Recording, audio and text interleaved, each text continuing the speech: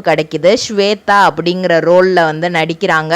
இந்த ஸ்வேதா ரோல் வந்து என்ன நெகட்டிவ் ரோலோ, ஸோ அந்த நெகட்டிவாகவே மக்கள்கிட்ட போய் அவங்க வந்து ரிஜிஸ்டர் ஆனாங்க.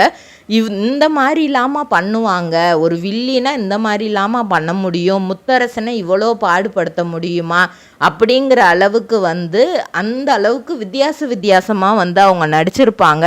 எப்படி கேரக்டர் கொடுத்தாலும் நான் நடிப்பேன், அது எவ்வளோ தூரம் இதாக இருந்தால் பற்றி அது எனக்கு கவலை இல்லை, எனக்கு கொடுத்துருக்கிறது நெகட்டிவ் ரோல், யார் என்ன சொன்னாலும் அதை நான் நடிப்பேன் அப்படிங்கிற மாதிரி ஒரு மைண்ட் செட்டில் தான் அவங்க இருந்தாங்க.